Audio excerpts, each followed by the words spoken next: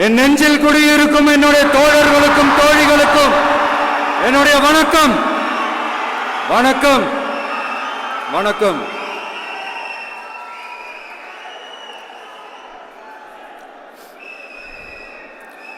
கதறல் சத்தம் எப்படி இருக்கு?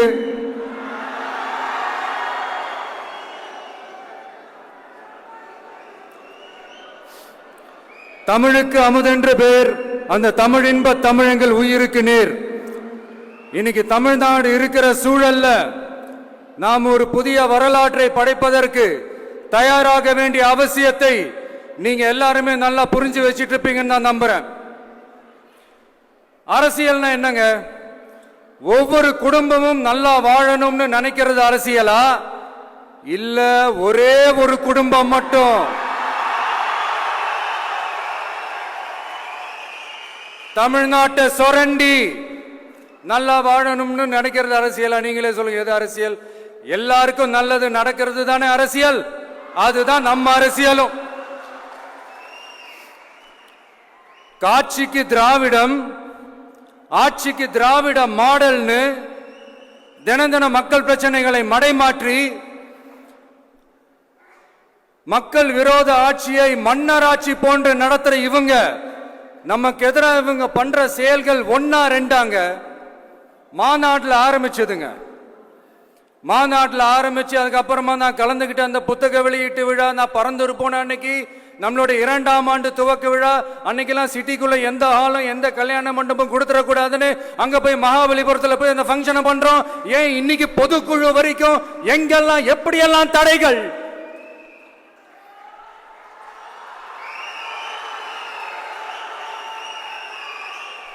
ஆனா அத்தனை தடைகளையும் தாண்டி நம்மளுடைய தோழர்கள் சந்திப்பு நிகழ்ச்சிகள், மக்கள் சந்திப்பு நிகழ்ச்சிகள் தொடர்ந்து நடந்துகிட்டு தான் இருக்கும். அது தொடர்ந்து நடக்கும்.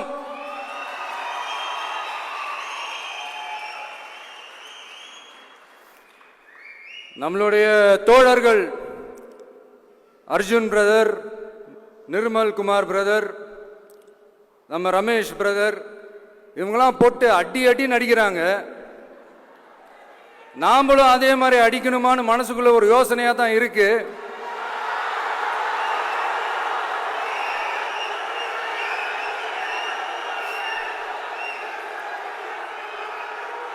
ரைட்.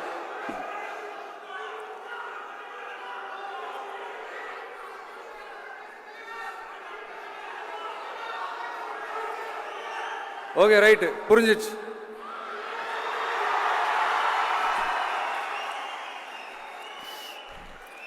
மாண்புமிகு மன்னராட்சி முதல்வர் அவர்களே,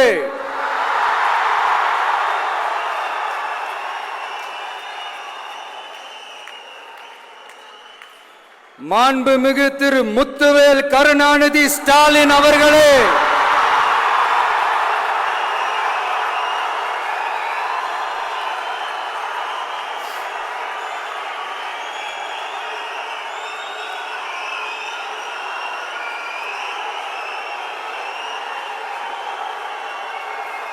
பேரை மட்டும் வீராப்பா சொன்ன பத்தாதவர்களே, செயல்லையும் ஆட்சியிலையும் அதை காட்டணும் அவர்களே.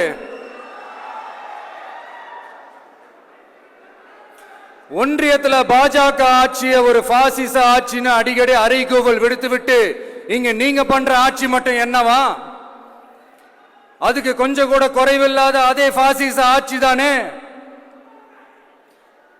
ஒரு கட்சி தலைவனா ஜனநாயக முறைப்படி என் கழக தோழர்களையும் என் நாட்டு மக்களையும் பார்க்கறதுக்கோ சந்திக்கிறதுக்கோ தடை போடுறதுக்கு நீங்க யாருங்க?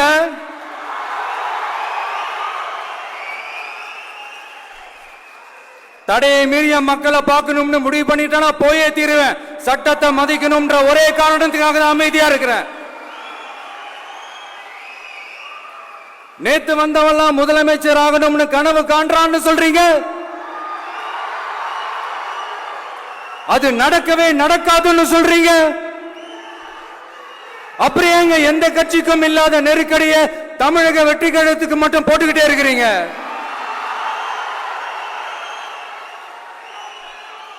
அணை போட்டு ஆத்த வேண்டும்னா தடுக்கலாம், காத்த தடுக்க முடியாது. அதையும் மீறி தடுக்கணும்னு நினைச்சீங்கன்னா சாதாரணமா இருக்கிற காத்து சூறாவளியா மாறும், ஏன் சக்தி மிக்க புயலா கூட மாறும். எனது அருமை தமிழக வெற்றி கழக தோழர்களே, நான் மாநாட்டில் ஒரு விஷயத்தை ரொம்ப வலியுறுத்தி சொன்னேன். அதே தான் இங்க நான் திரும்பவும் ரிப்பீட் பண்றேன். இந்த மண் பிளவுவாத சக்திகளுக்கு எதிரான மண், சகோதரத்துவ மண், சமய நல்லிணக்கத்தை பேணும் சமூக நீதிக்கான மண். இதை நம்ம பாதுகாத்தே தீரணும். உங்க எல்லாரையும் வேண்டி வேண்டி கேட்டுக்கிறேன். தமிழ்நாட்டிலிருந்து பல பகுதிகளிலிருந்து வர செய்திகள்லாம் கேட்கும் போது மன உளைச்சலையும் மன வேதனையும் தரதாகவே இருக்கு. சட்டம் ஒழுங்குன்னு ஒன்று இருக்கிறதாவே தெரியல. அதுக்கெல்லாம் இந்த கரப்ஷன் கபடதாரிகள் கவர்மெண்ட் தான் காரணம். இந்த நிலைமை மாறணும்.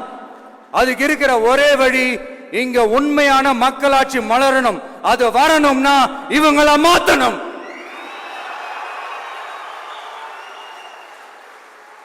அதுக்கு என்ன வழி? அதுக்கு நாம என்ன செய்ய போறோம்? நம்மளுடைய தோழர்கள் டெய்லி மக்களை போய் பாருங்க, அவங்களோட பேசுங்க, ஒவ்வொரு தெருவுக்கும் போங்க, ஒவ்வொரு வீட்டுக்கும் போங்க, அவங்களோட பிரச்சனைகள் என்னன்னு கேளுங்க, அதை தீர்க்கிறதுக்கு என்ன வழின்னு யோசிங்க. அப்பதான் அவங்களுக்கு நம்ம மேல ஒரு நம்பிக்கை வரும். அப்படி ஒரு ஆழமான நம்பிக்கையை விதைச்சிட்டு அதுக்கப்புறமா நிமிந்து பாருங்க. ஒவ்வொரு வீட்டோட உச்சிலையும் தமிழக வெற்றி கழகத்தோட இரட்டை போர் யானை வாகை மலர் கொடி தானா பறக்கும், தானா பறக்கும்.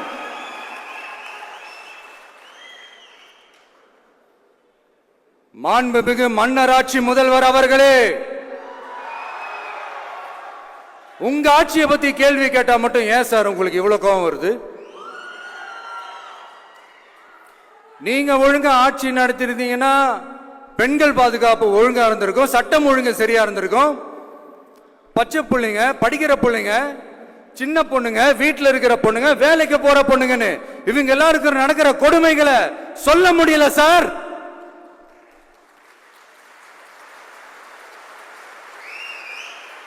இதுல வேற உங்களை அப்பான்னு வேற கூப்பிடுறாங்கன்னு சொல்றீங்க.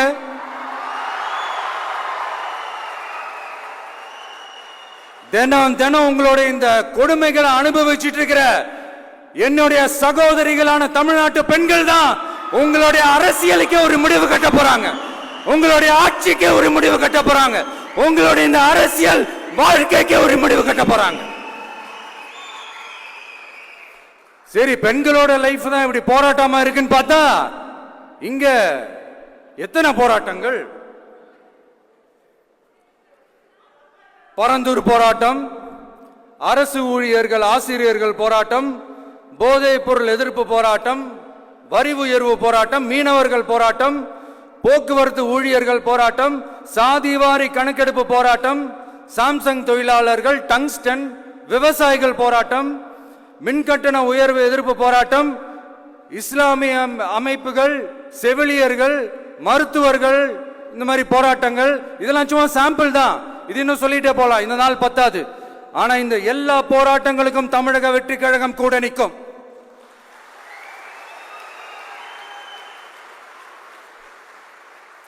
இங்க நீங்க தான் இப்படின்னா அங்க அவங்க யாரு? உங்க சீக்ரெட் ஓனர். அவங்க உங்களுக்கும் மேல மாண்புமிகு திரு மோடிஜி அவர்களே,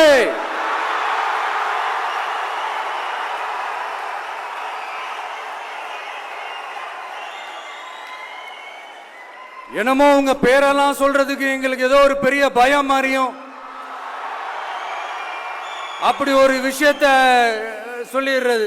பேரை சொல்லணும், பேரை சொல்லணும், பேரை நான் ஒரு படத்துல சொல்லுவேனே, லியோவை பார்க்கணும், லியோவை பார்க்கணும், லியோவை பார்க்கணும்.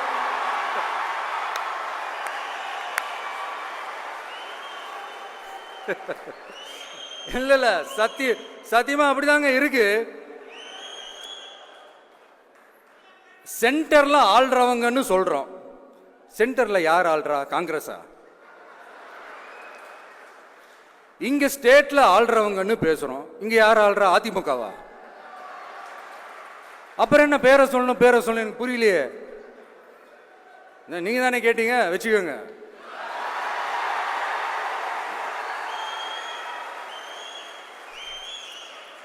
ஓட்டுக்காக காங்கிரஸ் கூட தேர்தல் கூட்டணி, கொள்ளையடிக்கிறதுக்காக உங்களோட அதாவது பாஜகவோட மறைமுக அரசியல் கூட்டணி,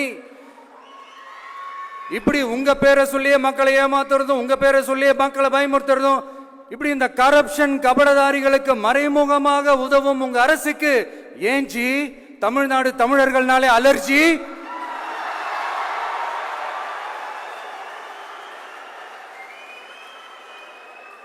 தமிழ்நாட்டிலிருந்து வர ஜிஎஸ்டியே கரெக்டா வாங்கிக்கிறீங்க, ஆனா தமிழ்நாட்டுக்கு பட்ஜெட்ல நிதி ஒதுக்க மாட்டேங்கிறீங்க. இங்க படிக்கிற நம்ம பிள்ளைங்களோட படிப்புக்கு நிதி ஒதுக்க மாட்டேங்கிறீங்க, ஆனா மும்மொழி கொள்கையை திணிக்கிறீங்க. டீலிமிட்டேஷன் என்ற பேர்ல தமிழ்நாட்டோட பார்லிமெண்ட் சீட்ஸ்லயும் கை வைக்க பாக்குறீங்க. ஒரே நாடு ஒரே தேர்தல் நீங்க ஸ்டார்ட் பண்ணப்பவே புரிஞ்சிருச்சு பிரதமர் சார் உங்க பிளான் என்னன்னு, எங்கெல்லாம் எப்படியெல்லாம் எந்த திசைகள் எல்லாம் இந்த நாட்டை கொண்டு போலாம்னு. சார் உங்ககிட்ட நாங்க சொல்லிக்கிறதெல்லாம் தமிழ்நாட்டை கொஞ்சம் கேர்ஃபுல்லா ஹேண்டில் பண்ணுங்க சார்.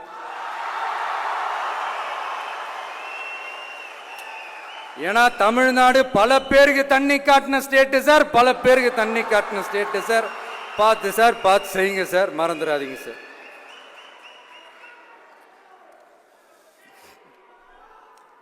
தமிழ்நாட்டு மக்களுக்கு இன்னைக்கு இந்த பொதுக்குழு வழியா ஒரு உத்தரவாதத்தை நாம கொடுக்க போறோம். நம்ம ஆட்சி, அதாவது உங்க ஆட்சி, உண்மையான மக்களாட்சி, தமிழக வெற்றி கழகம் தலைமையிலான அறுதி பெரும்பான்மை பெற்ற ஆட்சி, அதே சமயத்தில் அதிகார பகிர்வுடன் கூடிய ஆட்சி. அப்படி இந்த ஆட்சி அமைஞ்சதும் பெண்கள் பாதுகாப்பை 100% உறுதி செய்வோம்.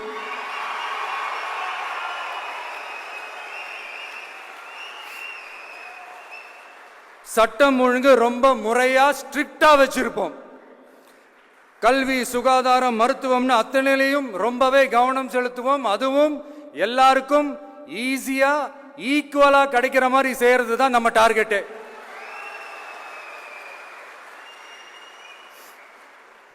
அரசு ஊழியர்கள், ஆசிரியர்கள், போக்குவரத்து தொழிலாளர்கள், மின்சார வாரிய ஊழியர்கள்னு தொழிலாளர்கள் பக்கமும் நாம கண்டிப்பா துணையா நிற்போம்.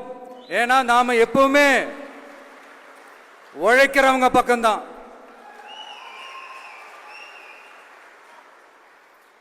நம்ம தமிழ்நாடு விவசாய பூமி, இயற்கை வளங்கள் நிறைந்த மண். இந்த விவசாயத்துக்கும் இயற்கை வளங்களுக்கும் எதிரா எந்த விதமான ஒரு திட்டத்தையோ நடவடிக்கையோ கொண்டு வர்றதை எங்களால் ஏற்கவே முடியாது. எங்க மண்ணை மக்களை பாதிக்கிற மாதிரி திட்டங்களை தயவு செஞ்சு செயல்படுத்தாதீங்க, அதை நாங்கள் எதிர்க்கவே செய்வோம். தமிழ்நாட்டை எல்லா வகையிலும் பாதுகாக்க வேண்டியது எங்களுடைய உரிமை, கடமை, கொள்கை எல்லாமே. The fundamental strength of politics is uncompromising principles and ideologies. Periyar's social justice, Kamaraj's honest administration, Ambedkar's equal justice and equal opportunity, Velu Nachiyar's social inclusivity and communal harmony, Anjali Ammal's fighting for water resources were the reasons for choosing them as our party's ideologues and policy leaders. I would like to mention here with pride that we are the first political party to declare two historic women icons who are India's freedom fighters from Tamil Nadu as our party's ideologues and policy leaders.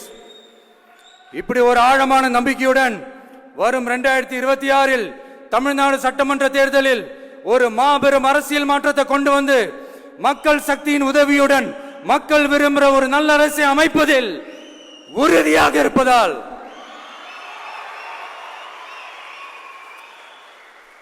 அதை தடுக்கிறதுக்குன்னு சில பேர் பகல் கனவு காண்பார்கள் இல்லையா? அவங்க எல்லாருக்குமே சொல்லிக்கிறது ஒண்ணுதான், காற்று, மழை, வெயில், இயற்கையை யாரால் கட்டுப்படுத்த முடியும்? யாரால் தடுக்க முடியும்? இவை எல்லாம் கடவுளால் உருவாக்கப்பட்டவை.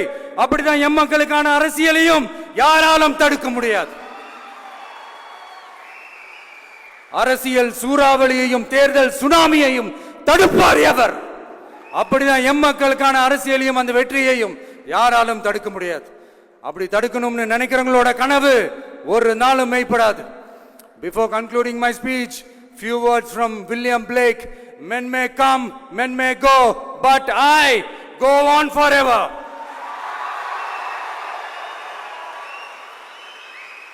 ஞாலம் கருதினும் கைகூடும் காலம் கருதி இடத்தார் செய்யின் ஏற்ற காலத்தையும் இடத்தையும் அறிந்து ஒரு செயலை செய்தால் பூவுலகம் முழுமையையும் வேண்டினாலும் அது கைவசப்படும் என்ற திருக்குறளுடன் என்னுடைய நன்றி உரையை நிறைவு செய்கிறேன். பார்த்துக்கிட்டே இருங்க. அடுத்த வருஷம் இது வரைக்கும் தமிழ்நாடு சந்திக்காத ஒரு வித்தியாசமான ஒரு தேர்தலை சந்திக்கும்.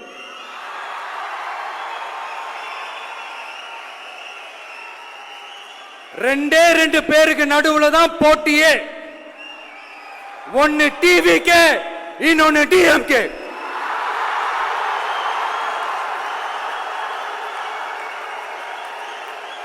கான்பிடண்டா இருங்க, நல்லதே நடக்கும், வெற்றி நிச்சயம். மீண்டும் சந்திக்கும் வரை நன்றி, வணக்கம்.